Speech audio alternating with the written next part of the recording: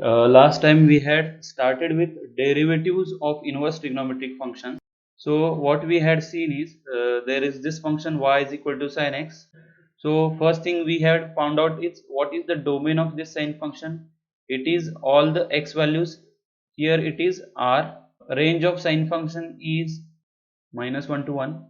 It means all the values between -1 to 1 will be taken by y. This is not a 1-1 function as we have seen because it does not pass the horizontal line test. The horizontal line will intersect this sin x at many points. So we restrict the branch to minus pi by 2 to pi by 2. After restricting the branch, we have seen that it is now a 1-1 function and also an onto function. Now this line will help us, means y is equal to x line will help us to draw the sine inverse of x function. What we need to do is we have to take a mirror image of this sin x function as this. So you can see now this red part is sine inverse of x and this green part was sin x. Similarly, here you can see this is sin x green part and this is sine inverse of x.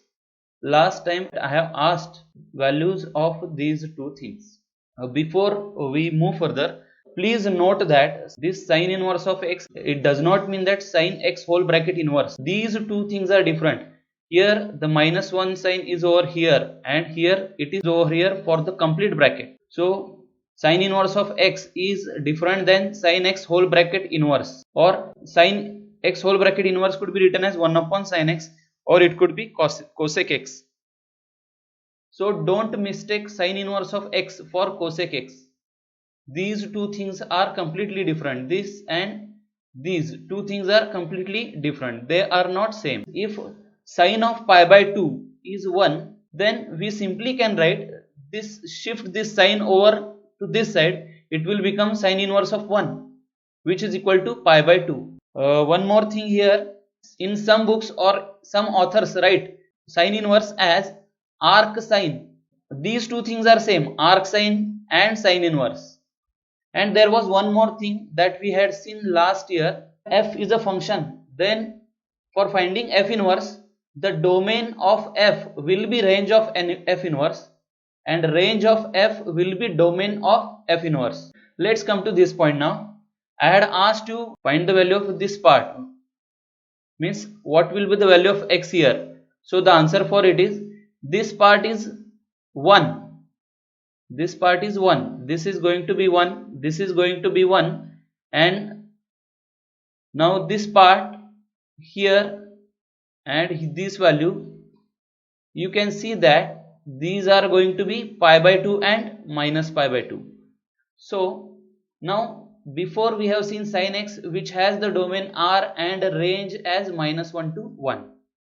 As I said, when we find the inverse function, the domain will become a range and a range will become domain. Now range was something, the values of y for sin x. Now here it has become domain, so it will be values of x here. So you can see now this x is -1 to 1. Now the domain for sin x, it was the values of x and the domain was r. But for finding sine inverse, we have restricted the domain of r to be this much, minus pi by 2. So here remember that the range of sine inverse is not r, but it is the restricted part, that is minus pi by 2 to pi by 2. And range itself is the values of y. This is where the restriction comes. So the range of sine inverse x is minus pi by 2 to pi by 2 and domain of sine inverse of x is -1 to 1. Let's come to the derivatives part. See here, now this is the first theorem. This might be asked for the 3 marks. Okay, here it is given that y is equal to sine inverse of x. Now this is the part that we have seen in the graph. The value of x, it lies between -1 to 1, which shows that it is the domain of it, and the value of y is minus pi by 2 to pi by 2. This is the reason I had taken these graphs. Okay, to make these 2 points clear, the domain and range part. Right now I want you not to focus on this part but focus on these 2 parts. If y is equal to sine inverse of x, then prove that dy by dx is equal to 1 upon square root of 1 minus x square, and here it is given that mod of x less than 1. This is the given part. I am showing you the proof. Now y is equal to sine inverse of x is given part. So let's move this sine inverse part to the left side, then it will become sine y, which is equal to x. Then x is equal to sine y. I have just written x over here and sine y over here. As it is a function given in x as a function of y, I am differentiating this with respect to y. So dx by dy is equal to d by dy of sine y. And what is d by dy of sine y? It is cos y. So what we have done is we have used this dx by dy part. Okay. So cos y is equal to plus or minus square root of cos square of y. This is, I am writing it for my sake so that I will simplify or I will get the value of this cos y in terms of x. It is simply like this. 2, if I write it here, it is nothing but a square root of 2 square. 2 square is 4 and square root of that again is 2. So I am writing this cos y as square root of cos square of y. After removing the square root sign, we can get the value of cos y. It is nothing but equal to cos square of y. I am writing it as 1 minus sine square of y. After writing it, sine y was x. So let me replace sine y here by x. So what I will get is dx by dy is equal to plus or minus of square root of 1 minus x square. I have replaced this value by x. Now see, here the restriction part comes. As 2 restrictions are there, the value of y is between minus pi by 2 to pi by 2. You can see here minus pi by 2 to pi by 2. This is the part. Minus pi by 2 is over here negative 90 and this is positive 90.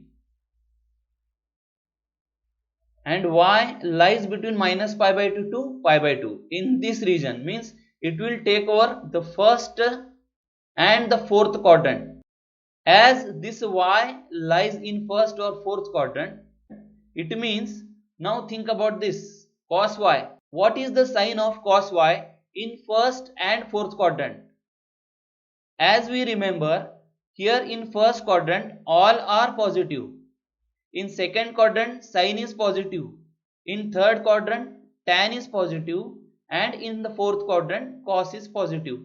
So I am sure now that the value of this cos y should be positive.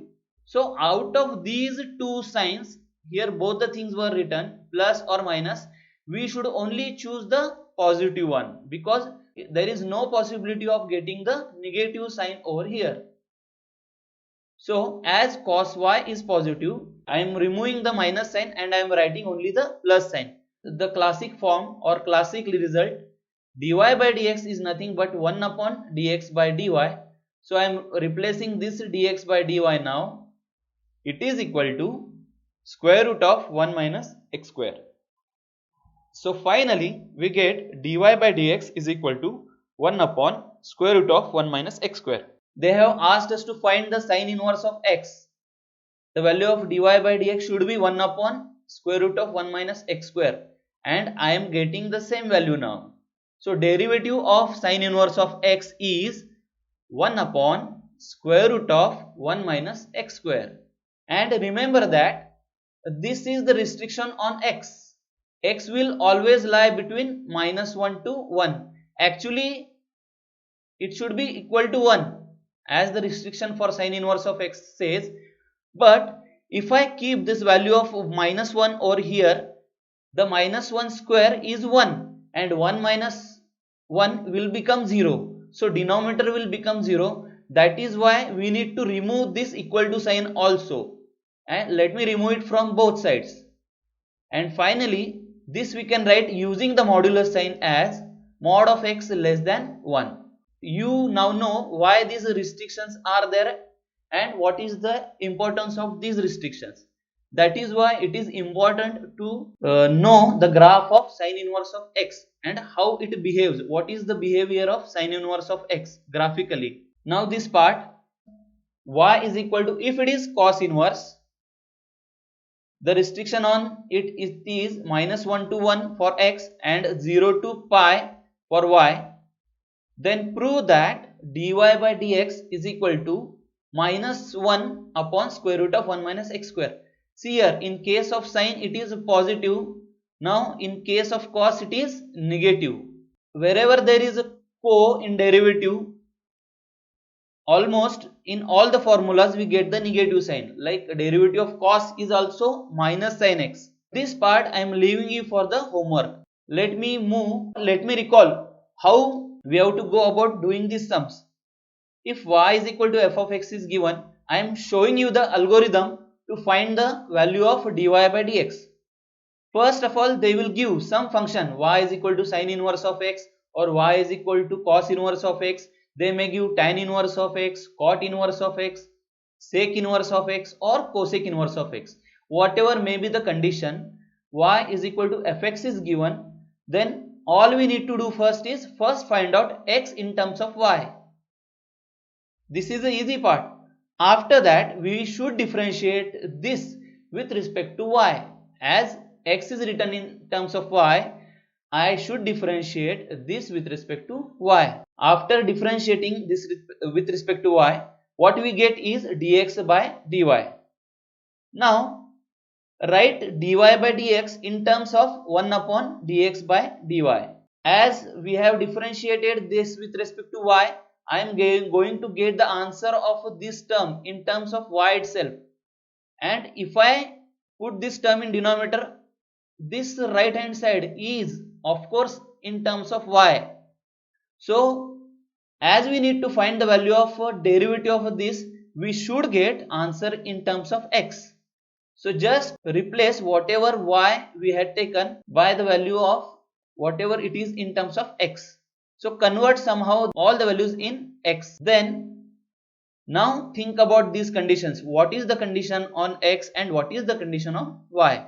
Accordingly, there will be change in sign or determination of sign. Like how we do while finding the sign of pi minus theta, pi by 2 minus theta, we always think about the ASTC rule. In first quadrant all are positive, in second quadrant sin and cosec is positive, in third quadrant tan and cot is positive, in fourth quadrant cos and sec is positive. How we think about these? The same conditions are there for x and y. We'll use the condition for x and y whatever given in the sums. So at the end we will find dy by dx means this final answer, but with all the conditions on x. This is what is the algorithm for doing. So let's move on to the next part. So this is the graph of cot inverse of x. Just two things here, the values of x. What are the values of x? X could take any value from r. Any value from r means any real value is okay for x. And what about y? Y is between 0 to pi. So these are the restrictions they will give in the question itself. Let's find out what is the derivative of cot inverse of x. See here, the same restrictions are put over here. X belongs to r and y is between 0 to pi. And at the end we are supposed to find dy by dx is equal to minus 1 upon 1 plus x square. So we will follow the algorithm that we have seen. First, as y is given in terms of x, we will write x in terms of y. As y is equal to cot inverse of x, let me shift this cot inverse to the left side. So it will become cot y is equal to x. As x in terms of y, I am differentiating this with respect to y.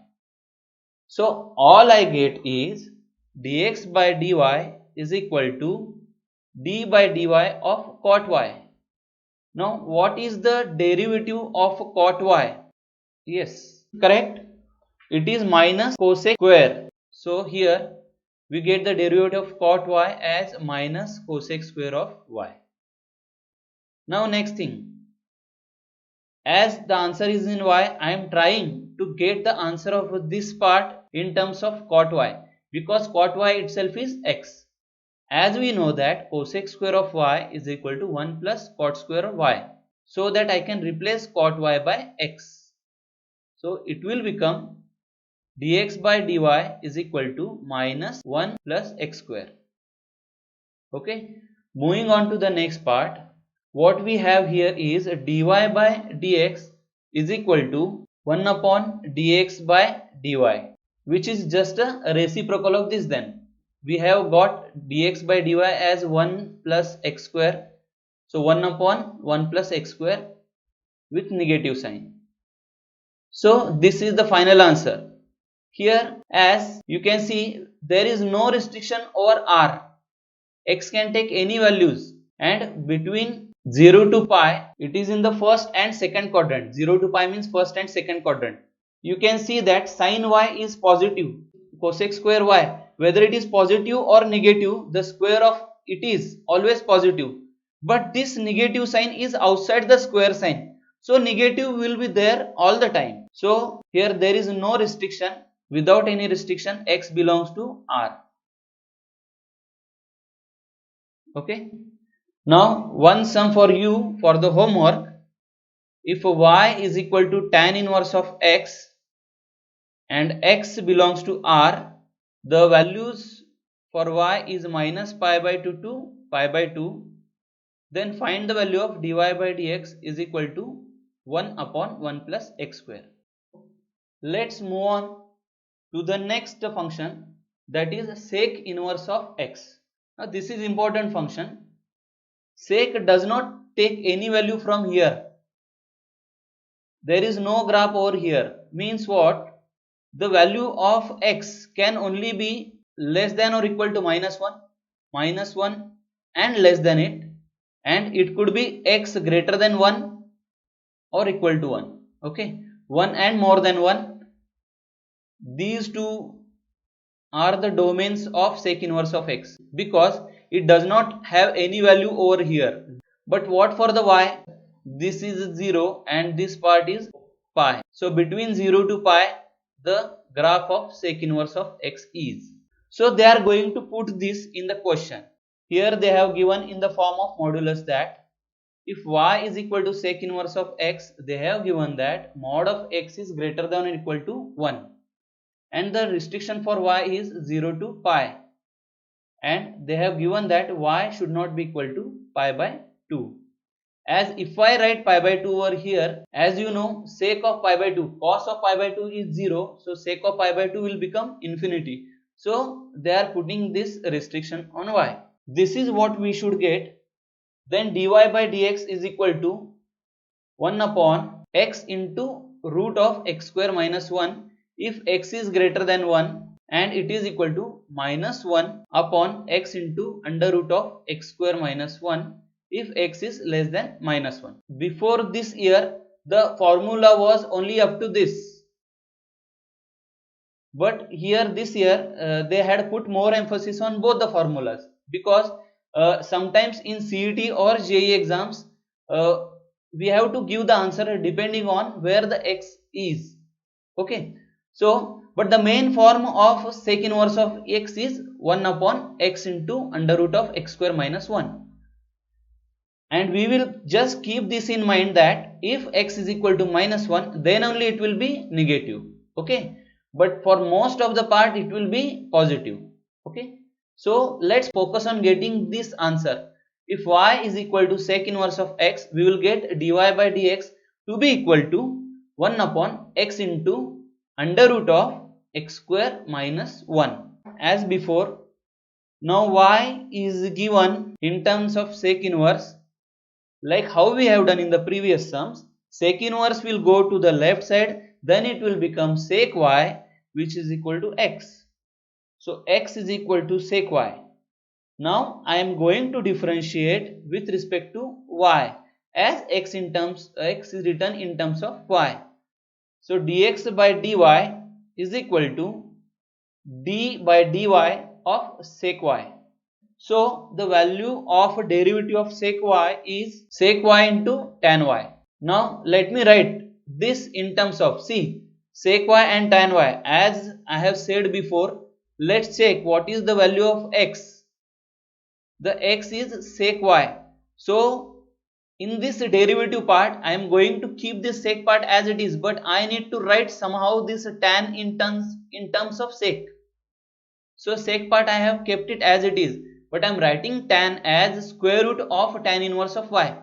So whenever we will write this term in terms of square root, we are going to put both the signs plus and minus. So sec y into square root of tan square of y. As I want this tan to be written in terms of sec, I can write, as I know, sec square y plus tan square y is equal to 1. So tan square y could be written as sec square y minus 1. So finally I will be able to write this sec y was x, so I will be replacing it by x. This sec y again I am replacing it by x. Now as it has both the signs plus or minus, we should use the conditions. So for using the conditions, now they have given that x should be greater than or equal to 1 and less than or equal to minus 1. This condition is already given in the question itself. So what about y? They have given that y is between 0 to pi. As y is between 0 to pi, now what will be the values of sec y and tan y? I am only thinking about first quadrant and second quadrant. In first quadrant, sec y and tan y both are positive. So their product is also positive. So they are going to be greater than 0. This part is going to be greater than 0. What about the second quadrant? In second quadrant, I know both are negative. What happens when both are negative? Their product is positive. Even if it is a first quadrant or if it is a second quadrant, this term is always going to be positive. And what is the best thing to describe such a expression? It is dx by dy is equal to mod of x into square root of x square minus 1. Why did I use modulus sign? Because to show that no matter what quadrant this is in, whether it is first quadrant or second quadrant, this term is always going to be positive, and modulus is what we use it for. So after this we have dy by dx is equal to 1 upon dx by dy. So it could be written as dy by dx is equal to 1 upon mod of x into square root of x square minus 1.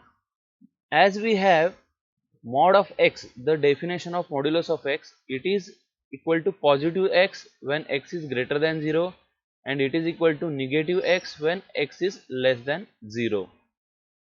So using this thing, I can write dy by dx is equal to positive 1 upon x into square root of x square minus 1 if x is greater than 1, and dy by dx negative 1 upon x into square root of x square minus 1 if x is less than minus 1.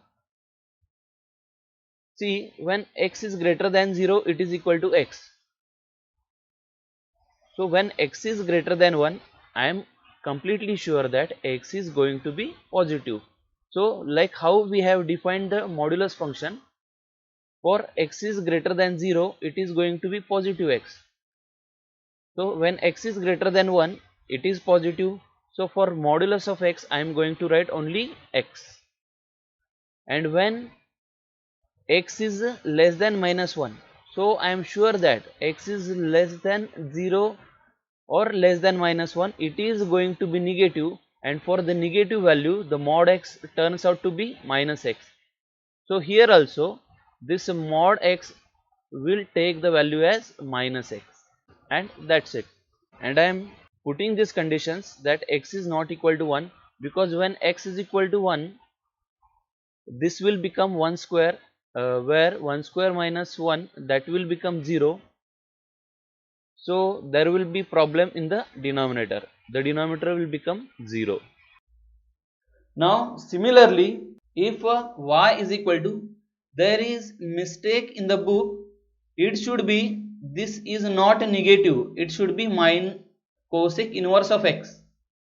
If y is equal to cosec inverse of x, such that the restriction on x is this one, mod of x greater than or equal to 1, and y is between minus pi by 2 to pi by 2, and y should not be equal to 0, then the value of dy by dx, see, when it is the first answer is negative, for sec it is positive, and for cosec it is negative.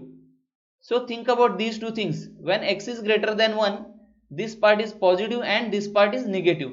So remember only these two things. Remembering these two things is enough, because if I remember this part, I am able to write this next part. If I am able to remember this part, I am able to write this next part. For writing the next part, all I need to do is, when here x is greater than 1, I have to make it x is less than minus 1, and this remove this sign, this negative sign will become positive. Here also the same thing, here x is greater than 1, I am making it as x is less than minus 1, and I am removing plus sign and making it minus. So this part is for the homework to all of you. So coming to all the derivatives, let me recall it once. Try to remember these formulae. Sin inverse of x, derivative of sin inverse of x is 1 upon square root of 1 minus x square, while the derivative of cos inverse of x is negative. Same like sin inverse but negative. It is minus 1 upon under root 1 minus x square. Now derivative of tan inverse is, there is no square root thing here, 1 upon simply 1 plus x square. And derivative of cot, as there is a the same term I am writing only with the negative sign. So minus 1 upon 1 plus x square. And for the sec inverse of x, I am asking you to remember only this formula. This formula we can make it or write it directly. Also for cosec inverse of x, just remember this formula. So sec inverse of x, the derivative of that is 1 upon x into square root of x square minus 1. And for cosec inverse of x, the derivative is minus of 1 upon x into, there is a square root over here, x square minus 1. These two terms are same, only it has a positive sign. This has a positive sign and this has a negative sign. This is the only difference. So just by remembering only one formula, also you can write the next formula. Remember this formula, you can write for this. Remember this formula, you can write for this. So these three formulas are must to remember. Now before moving to directly doing the sums from exercise 1.2, all we need to do is we need to go through the properties of inverse trigonometric functions. Now let's see few properties of them. As this we have seen last year in 11th standard, f inverse of f. If I write f inverse of f, this part it is something like it gets cancelled and all we are left with x. The same thing is applied over here. Sin inverse of sin x is x. And the condition, this is the condition, minus pi by 2 to pi by 2. Now this is f into f inverse. These two things are different. Here f inverse is first term, first thing, and f was the second thing. Here f is the first thing and f inverse is the second thing. But the value of this is same. F and f inverse gets cancelled and what we are left with is x only. So sin of sin inverse of x is equal to x. Only thing is there is a change in these. Here x is a domain of sin x. X is a domain of sin x. And here we have to think about the domain of f inverse. That is, here x is domain of sin inverse of x. Okay. So this is the first property. Likewise, let me recall all the properties. Sin inverse of sin, only theta is left. Cos inverse of cos, only theta is left. Tan inverse of tan, only theta will be left. Cot inverse of cot, only theta will be left. Sec inverse of sec, only theta will be left. Similarly the next part also, if I take sin first then sin inverse, here the condition or rule is same.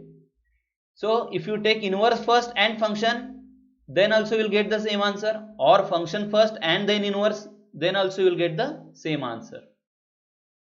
So next few property, here before we have seen that same function was here inside, sine inverse and sine, then that's why we were able to cancel these out. Now here it is sine is outside and inside the bracket it is cos. So first we are writing cos in terms of sine.